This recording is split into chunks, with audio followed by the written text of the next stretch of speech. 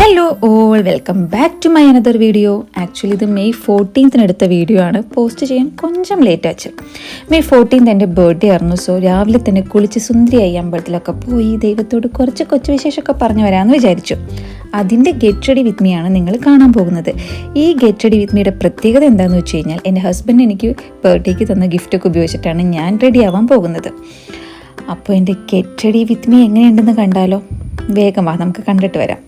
First ഞാൻ use ചെയ്യാൻ പോകുന്നതൊരു lip balm ആണ് കേട്ടോ. ഇതൊരു ടിൻറ്റഡ് ലിപ് ബാം ആണ്. എൻ്റെ ലിപ്പിൽ ഇട്ടപ്പോൾ ഇതിനൊരു പിങ്ക് ഷെയ്ഡായിരുന്നു കേട്ടോ, നല്ലതായിരുന്നു.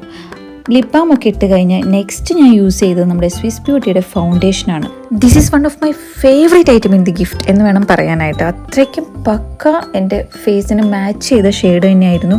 മേക്കപ്പ് ഇട്ടു എന്ന് പറയേയില്ല, നല്ല ബ്ലെൻഡായിട്ട് പോകുന്നുണ്ടായിരുന്നു. അങ്ങനെ ആ ഫൗണ്ടേഷനൊക്കെ ഇട്ട് അതിൻ്റെ ഞെട്ടലൊക്കെ കഴിഞ്ഞ് ഞാൻ നെക്സ്റ്റ് കിടക്കുന്നത് നമ്മുടെ കണ്ണെഴുതൽ പരിപാടിയിലോട്ടാണ്.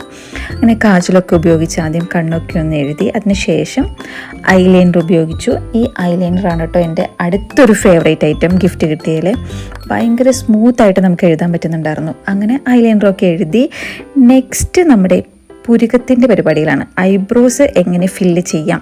Black and brown eyebrow pencil എൻ്റെ കയ്യിൽ ഉണ്ടായിരുന്നു. ഞാൻ ബ്രൗൺ ആണ് യൂസ് ചെയ്തത്. എൻ്റെ കയ്യിൽ ഉണ്ടായിരുന്നില്ല, ഗിഫ്റ്റ് കിട്ടിയതാണ്. അതായത് ഞാൻ ബ്രൗൺ ആണ് എടുത്തത്. അതും വെച്ചിട്ട് ഐബ്രോസിൽ എൻ്റെ കലാപരിപാടികളൊക്കെ അങ്ങ് ചെയ്തു.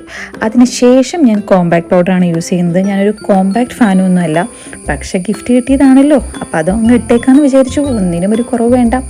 അപ്പോഴാണ് ഓർത്തത്, അയ്യോ ഞാൻ ഐഷാഡോ ഇട്ടില്ലല്ലോ എന്ന്.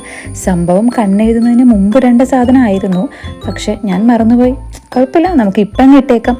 അങ്ങനെ ഐഷാഡോയും ഇട്ട് അതിന് ശേഷം ഒരു പൊട്ടും കുത്തി പോകാൻ വരട്ടെ. കലാപരിപാടികളൊന്നും കഴിഞ്ഞിട്ടില്ല. നെക്സ്റ്റ് നമ്മൾ ലിപ് ഗ്ലോസ് ആണ് യൂസ് ചെയ്യുന്നത് കേട്ടോ.